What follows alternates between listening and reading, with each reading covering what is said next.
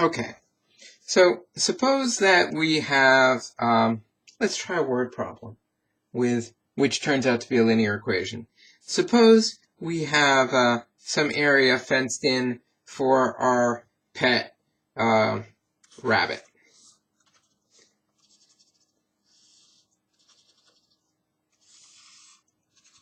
It's fenced in the shape of a rectangle. The ground happens to be made of something like solid steel, so our rabbit doesn't dig directly under the fence, and we'll assume the fence is high enough so that the rabbit just doesn't jump out of the pen.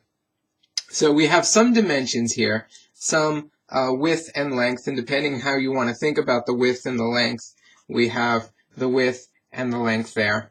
And let's say maybe we're told that the width is 4, and the total area is 25 square feet.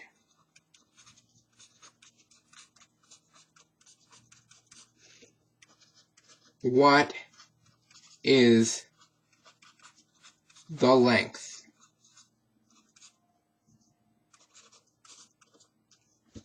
Okay, so that's my question.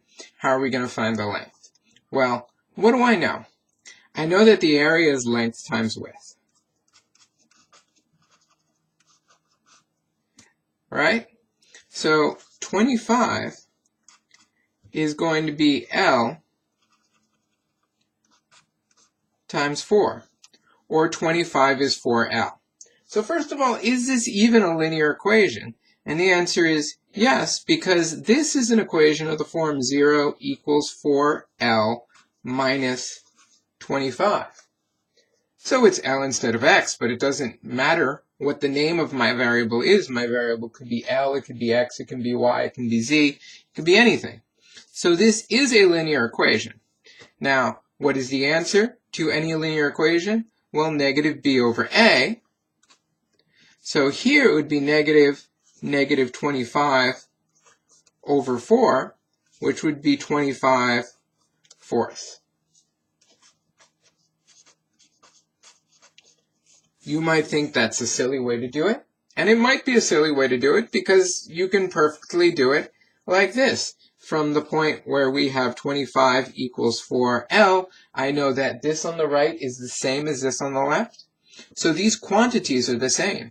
So 1/4 of this quantity on the left is equal to 1/4 of this quantity on the right. And after simplifying, I'd get L and 25 over 4. Another way to do it. So both are fine. So that's an example of a word problem which ended up giving me a linear equation.